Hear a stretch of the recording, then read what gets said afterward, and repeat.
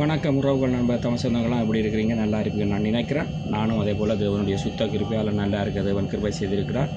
காலையில் எழும்பி நாங்கள் எப்பயும் போல் வலிமையாக ஜெபம் பண்ணி போட்டு பைபிளை படிச்சுட்டு அதுக்கு பிறகு வேலையிடத்துக்கு போயிட்டு பார்த்தா போன வாரத்தில் ஒரு மெயில் வந்திருந்தது. அந்த மெயில் நான் நினச்சேன் வருகிற வியாழக்கிழமை தான் எனக்கு திரும்பி நல்ல ராந்தை இருக்குன்னு நான் நினச்சிருந்தேன். ஆனால் இந்த வியாழக்கிழமை அந்த ராந்தை இருந்திருக்குது. அப்போ முதலாளி சொன்னார், நேரம் மட்டுமட்டாக இருக்குது, நீ டக்குன்னு வெளிக்கிடிச்சு வச்சுட்டார். அப்போ ராந்தையை மாற்றி எடுக்கலாம்ன்ட்டு முதலாளி ஒரு 10:30 மணி போல் தொடர்பு கொண்டால் அது பெரிய இடங்கள் தானே, அவங்க தொடரில் வர மாட்டேன்ட்டாங்க. இப்போ முதலாளி சொன்னார், பிரச்சனை இல்லை, உடனே டக்குண்டு வெளிக்கிடன்னு சொன்னார். அப்போ வேலை முடிய வேண்டிய நேரம் பிந்தி இன்றைக்கு உங்களுக்கு தெரியும் தான், இந்த பிப்ரவரி 14ஆம் தேதி என்ன நிகழ்வுகள் என்று உங்களுக்கு தெரியும் தான். அந்த நிகழ்வு வர்றதால இப்பயே சனங்கள் எல்லாம் அதிகமாக ரெஸ்டாரண்ட்டுகளை வந்து கொண்டிருப்பார்கள். அப்போ முதலாளி சொன்னார், குயிக்காக வலிக்கிட்டு டக்கண்டு போன்னு சொல்லி டக்கண்டு ஓடி வந்து சின்ன ஒரு குளியலை போட்டுட்டு டக்கண்டு காரை கொண்டு வந்து இல்லை காரில் பார்க்கிங் பண்ணி போட்டு டக்கண்டு அப்படியே ஓடி வந்து ரெயின் எடுத்துட்டேன். இனி உள்ளுக்குள்ளே போனால் தான் என்ன மாதிரி சிச்சுவேஷன்கள் தெரியும். அப்போ உடனே டிரான்ஸ்லேட்டர்களை உடனே ஒழுங்கு செய்கிறதுன்றது கஷ்டம்தானே அப்படின்னு கலைச்சி பிடிச்சி ஒரு டக்குன்னு ஒரு சின்ன ஒழுங்கொண்ட செய்தாச்சு. இது பிரச்சனை இல்லை, தேவன் கூட இருக்கிறார். இங்கே ஒரு பிரச்சனை என்று சொன்னால், என்னுடைய இந்த பயணத்திலெல்லாம் எனக்கு நண்பர்கள் அண்ணன் தம்பி மாதிரிலாம் கதைப்பார்கள். ஆனால் போராடம் முழுக்களும் நான் தனியைத்தான் ஓடிக்கொண்டிருப்பேன். காரணம் என்னென்னு கேட்டால், அவர்களும் பாவம், அவர்களுடைய வீலைகள், அவர்களுக்கும் குடும்பம், பிள்ளைகள் அநேக விஷயங்கள் இருக்கும். அப்போ அவர்கள் ஒவ்வொரு கதைக்கலாம், அந்த டைமுக்கு ஏற்ற மாதிரி அவர்களுக்கு டைம் இருக்காது. உங்களுக்கு தெரியும் தான் இந்த நாட்டு இல்லாமல். இப்போ உடனே இப்போ முதல் கட்டமாக திருமணத்தில் கூப்பிட்டுருக்காங்க. அப்போ திருமணலை முடித்து வெளியே வந்துட்டோம்னா அடுத்த பதிவை பார்க்கலாம். வர இல்லையான்னு சொன்னாலும் அடுத்த பதிவு இருக்கும். அது எப்படி இருக்குமென்றதை இருக்கிற இடத்துலேருந்தே பதிவு வரும், பரவாயில்லை. அதை குறித்து ஒரு தினம் வருத்தப்பட வேண்டாம்.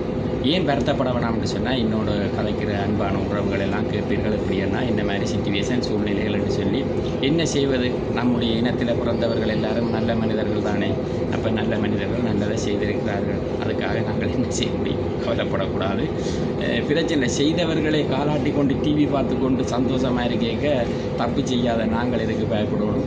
மோதித்தான் பார்ப்போம். எல்லாத்துக்கும் துணிஞ்சு தானே நாங்கள் இங்கே நாங்கள். அப்போ எந்த நேரத்தில் எது வரமுன்னு சொல்லிடாது. அதே மாதிரி என்னுடைய வாழ்க்கையில் ஓடுற தண்ணியோடு சேர்ந்து ஓடுற மாதிரி என்னுடைய வாழ்க்கை இதுவரையிலையும் இல்லை, எதிராகத்தான் ஓடிக்கொண்டிருக்கேன். இனியும் அப்படித்தான் இருக்கும், அதே மாதிரி ஓடிக்கொண்டே இருப்பேன். என்னென்னு கேட்டால், மற்றது நேற்றைய தினத்தில் என்னோட ஒரு தம்பி கதைச்சிருந்தார். அண்ணா, எனக்கு இங்கே 6 வருடங்கள் முடிந்து விட்டது.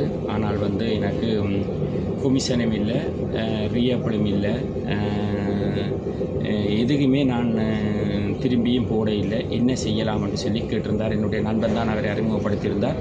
கேட்டிருந்தார். நான் சொன்னேன், உடனே நீங்கள் எங்கேயாவது உங்களுக்கு பக்கத்தில் சோசியல் மீடியாங்கள் இருந்தால் அங்கே போய் நீங்கள் முதல்ல உங்களுடைய முழு டோசியர்களையும் கொடுத்து அவையுடனே அப்பாயின்மெண்ட் தர மாட்டினா டோசியர்களை கொடுத்து நீங்கள் ராந்தி எடுத்தீங்கன்னு சொன்னால், அதுக்கு பிறகு அவையில் உங்களை உங்களோட சிச்சுவேஷன் சூழ்நிலையை பார்த்து உங்களுக்கு அதுக்கேற்ற விஷயங்களை முடிப்பார்ன்னு சொல்லியிருந்தேன்.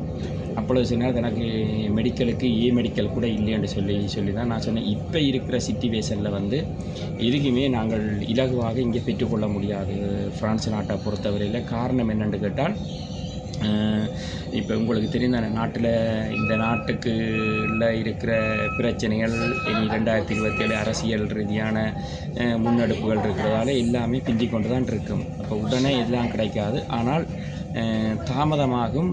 எல்லாத்தையும் நீங்கள் போய் அந்த இடத்தில் நிரப்பி அனுப்புங்கள் என்று சொல்லியிருந்தேன். சரியன்னா நீங்கள் சொல்கிறபடியே செய்கிறேன்னு சொல்லியிருந்தார். மற்றது என்னென்னு கேட்டால், இந்த நாளில் மிகவும் நீங்களும் எல்லோரும் கவனமாக இருக்கணும். எல்லா இடங்களையும் கொண்ட்ரோல்கள் போய் கொண்டிருக்கிறது. எங்களுடைய தமிழாக்கள் மிக கவனமாக நீங்கள் இருங்கள். இப்போ முந்திய போல இல்லை. உங்களுக்கு தெரியும், எல்லாருடைய கடையிலையும் ஆடியோவோடு வீடியோ பதிவு பண்ணப்பட்ட கேமராக்கள் இருக்கிறது. அந்த கேமராக்களையே அவர்கள் பார்த்து அதுகளை வாங்கி அதன்படியே செய்து கொண்டிருக்கிறார்கள். எல்லாம் உங்களோட நலனுக்காகத்தான் நான் இந்த பதிவுகளை வைக்கிறேன். அதை நீங்கள் பார்த்து கொள்ளுங்கள். அதே போல் என்னுடைய ஒவ்வொரு விடயத்திலும் என்னோட கூட இருக்கிற நண்பர்கள், என்னுடைய அண்ணன் தம்பிமாருக்கெல்லாம் மிக நன்றி. எல்லாத்தையும் வென்று வருவோம். அதுதான் வாழ்க்கை. ஒரு காலமும் பயந்து ஓடக்கூடாது. என்னென்று கேட்டால் ஒரு விஷயம் மட்டும் சொல்கிறேன், ஓட வெளிக்கிட்டீங்கள் என்று சொன்னால் ஓடிக்கொண்டு தான் இருப்பீங்க.